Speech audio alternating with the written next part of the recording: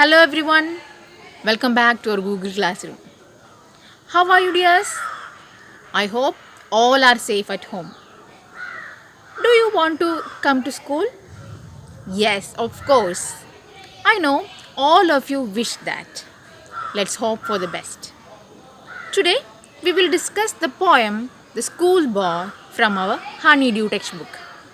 It is written by the famous English poet William Blake. The poem is about a schoolboy who doesn't like to go to school. He is unhappy. The speaker of the poem is a young boy who is at school in the summer.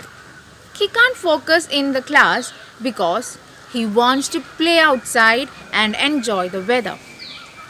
He feels like a songbird trapped in a cage. Let's read the poem. The Schoolboy. I love to rise in a summer morn, when the birds sing on every tree, the distant huntsman winds his horn, and the skylark sings with me. Oh, what sweet company!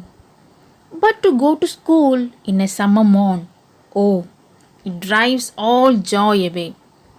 Under a cruel eye outborn, the little ones spend the day in sighing and dismay. Ah, then at times I drooping sit and spend many an anxious hour. Nor in my book can I take delight, nor sit in learning's bar. Worn through with the dreary shower. How can the bird that is born for joy sit in a cage and sing? How can a child, when fears annoy, but droop his tender wing and forget his youthful spring? O father and mother, if buds are nipped and blossoms blown away, and if the tender plants are stripped of their joy in the springing day by sorrow and care's dismay, how shall the summer rise in joy or the summer fruits appear? By William Blake. I love to rise in a summer morn, when the birds sing on every tree, the distant huntsman winds his horn, and the skylark sings with me. Oh, what sweet company! Here, I is the speaker, that means the schoolboy. Morn means morning.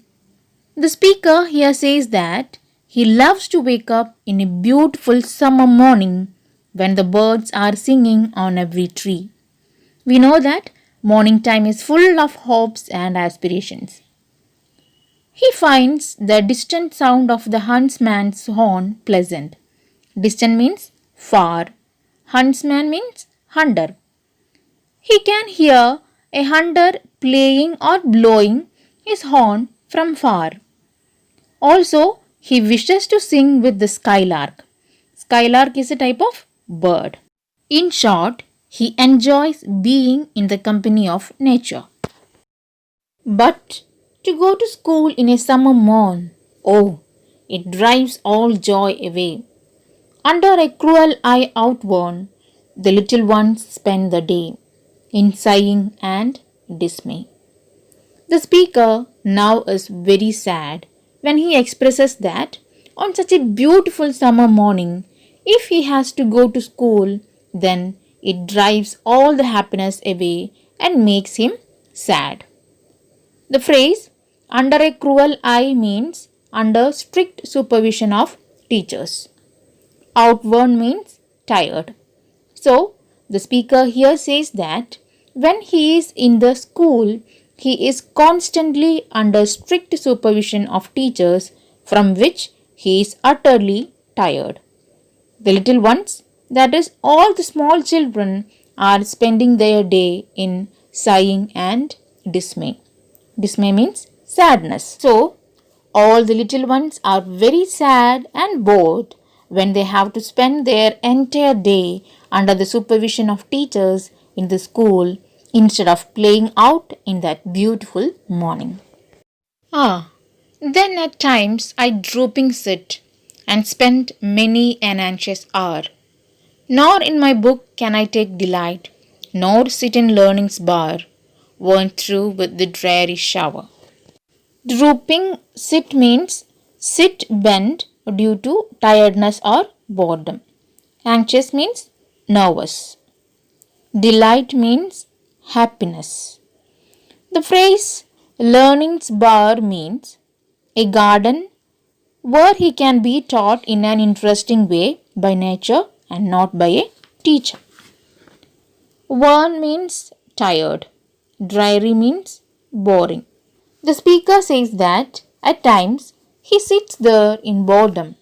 He is tired of all these and he is spending many hours nervously in anxieties inside him. The speaker expresses that neither can he take happiness in reading the books, nor he can go out in the nature where he can study without a teacher and enjoy the nature also. He is tired of all the boring words which are showered on him by the teachers. How can the bird that is born for joy sit in a cage and sing? How can a child, when fears annoy, but droop his tender wing and forget his youthful spring? Droop means bent and tender means soft. Now, the speaker says that a bird is born to make joy or happiness, then how can that bird sing inside a cage? He also says that how can a child who is constantly under a fear and burden of expectations, how can he enjoy? He can only droop. In this stanza, the poet compares himself to a bird trapped in the cage that is school. According to his view, a bird which is born cheerful and fun-loving can never sing sweet songs if the bird is caged. Similarly, if a child remains constantly under fear and strict supervision of teachers, then how can that child enjoy his childhood or youthful spring? O father and mother, if buds are nipped and blossoms blown away, and if the tender plants are stripped of their joy in the springing day by sorrow and care's dismay, how shall the summer rise in joy or the summer fruits appear? Nip means to stop or destroy it at an early stage of its development. In this stanza, the speaker is asking his parents that if the buds are cut and the flowers are broken or they are plucked, and if the soft plants or growing plants are deprived of their joy in the spring season, then how will the summer season come with its joy, and how will the plants bear fruits and flowers? In this stanza, the speaker compares himself with those buds and plants which are cut or plucked. And he feels that if all the joy is taken away from the plants by plucking them or by stopping them growing buds, then how can a plant possibly grow properly and bear fruits or flowers? That's our poem. Let's discuss the theme of the poem. The poem is about the unhappiness and sorrow which the boy feels when he has to go to school, while on the other hand he wants to enjoy.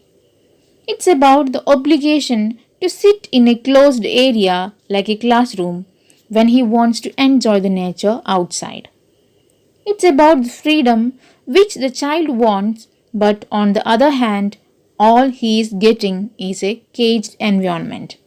So, this poem tells us that we must let our children grow like children. We must let them play and run outside and enjoy by nature in its fullest. Dear children, it is the case of the boy in our poem. You get enough time to play and enjoy. So, no need to worry like the schoolboy in our poem.